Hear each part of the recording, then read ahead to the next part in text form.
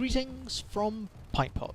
Welcome to my latest edition of Climbing the Curve, the series intended to make you the hunter rather than the hunted a little faster. Today I'm going to be taking a look at upgrading the Infiltrator. Now the upgrade path for an Infiltrator is rather a special case. Whilst for other classes, excluding the mags, changing weapons is a case of optimization, and you're much better off starting off upgrading their basic class abilities.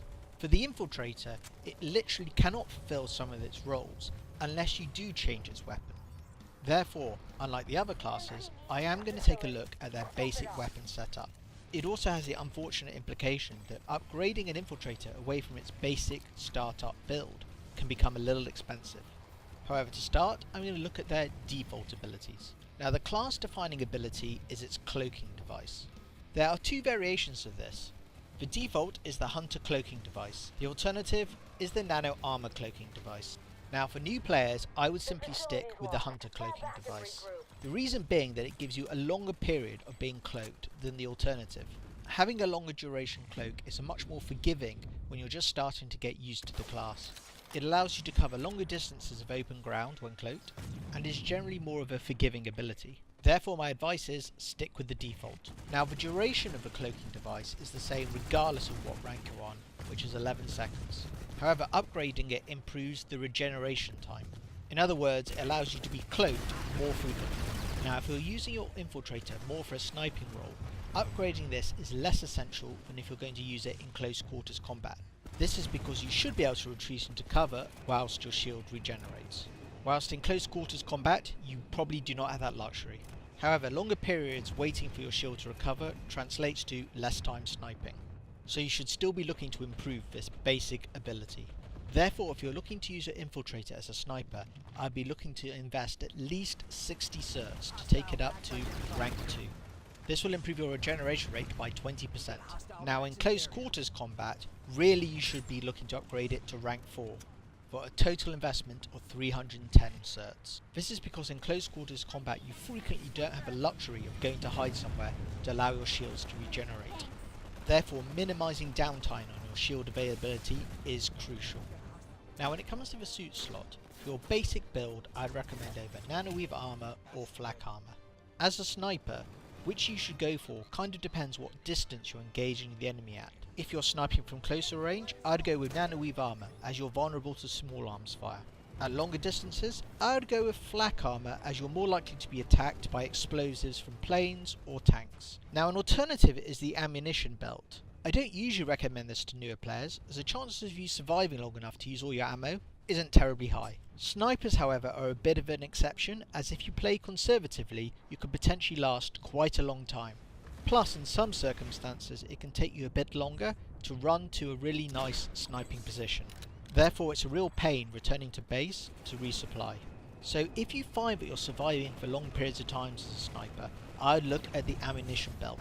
At a bare minimum you should invest to rank 2, which only costs 11 certs. But if you snipe a lot, definitely invest the additional 100 certs to get it to rank 3. This will give you an additional 3 magazine loads of extra ammo. Now in close quarters combat, Nanoweave armor and flak armor are also good options to choose. Nanoweave as it gives you a little more survivability in close quarters combat, and flak because Infiltrators are exceptionally vulnerable to anti-personnel mines. As your shield is on a timer, you're frequently having to rush through doors without checking your surroundings. Therefore, you'll probably find that you step on a lot of mines. I know I do. Therefore running with flak armor is a good option. Also on a side note, it's good information about how to deal with an elusive Infiltrator. Anti-personnel mines can often be the most effective way of dealing with this threat. Now the next ability to consider is the Recon card, and this is an incredibly powerful ability.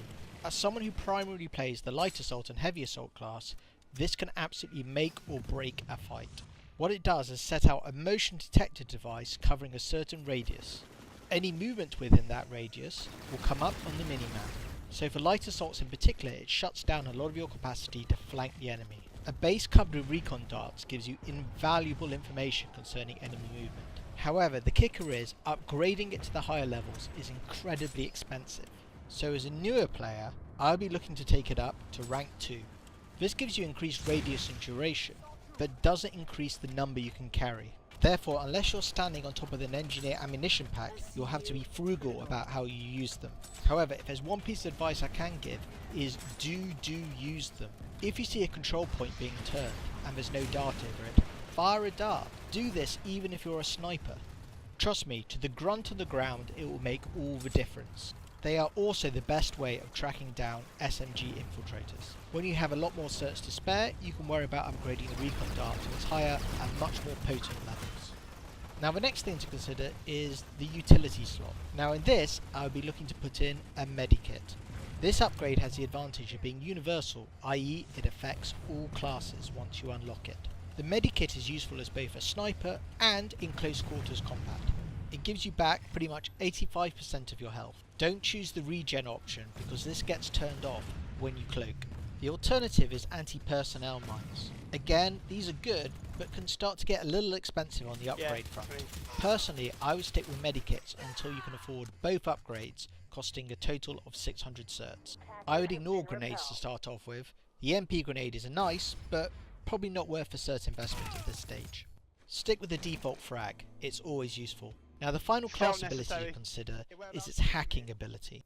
Upgrading this increases the speed of your hacks. This is useful as you're very exposed when hacking, but not a priority. In the early stages, I'd only be looking to take this up to rank 2 for 31 certs, and if you're on a real budget, only invest 1 cert to take it up to rank 1. Now, the guns. And the guns are the reason why upgrading the Infiltrator can become very expensive. Not only do you have to upgrade your class default abilities much more for effective close quarters combat, but also the specialist close quarter combat weapon, the SMG, is incredibly expensive to unlock. As a result, you can be a sniper infiltrator on a budget, but for close quarters combat there's no getting around a heavy investment. So, the sniper weapons. There are 2 varieties of sniper weapon, the bolt action and the semi-auto. Now the NC start off with the bolt action, the Terran Republic and the Vanu Sovereignty start off with a semi-auto. Now my advice if you play the TR or VS is to invest 100 certs and pick up a bolt action sniper rifle. This is because with a bolt action rifle you can one-shot targets with a headshot up to a certain distance. With a semi-auto sniper rifle, you're much more in a fire support role. This can work quite well in busy engagements, but when you're playing a pure sniper role from a distance, it doesn't work well at all. Fortunately for the TR and VS, buying the basic bolt action sniper rifle only costs 100 certs, so it's not a massive investment. If however you want to get into close quarters combat, you need to invest in either a scout rifle or an SMG. Now the best option if you're on a budget is to pick up the fully automatic scout rifle. This will cost 250 certs. In addition, you need to invest 100 certs in a suppressor. This will stop you coming up on the minimap when you fire the gun. Trust me, if you use these guns in close quarters combat without a suppressor, you may get the initial kill, but you will be swarmed by the enemy before you know it. Now the automatic scout rifle is more effective than the SMG at longer ranges, but doesn't have the very low time to kill and super accurate hip fire rate of the SMG. Don't get me wrong, they're still a very nice weapon, but generally speaking the SMGs are better. And in very close quarters, the scout rifle has neither the magazine size nor damage output to really perform that amazingly. However, to fully upgrade an SMG can become ludicrously expensive for a beginner. To unlock and fully upgrade the Blitz, for example, costs 1,430 certs. Therefore my advice is to go with the scout rifle, see if you like this sort of play, and if you do, invest your certs in it later in the game. So, in conclusion, the Infiltrator can be upgraded for a relatively modest price if you're going to go for the default sniper role. But if you want to step into the close quarters environment, it rapidly becomes much more expensive.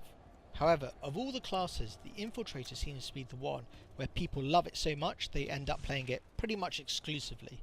If you're this sort of player, then I would look to test the water with the automatic scout rifle.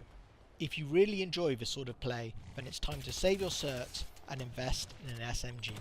Now in my next episode I'm going to take a look at the recent changes to the Sunderer, particularly its now base ability of having the AMS. If you found this episode interesting or useful, please feel free to thumbs up, thumbs down, comment or subscribe as appropriate. In the meantime, happy hunting and Pintpot out. Have a good one.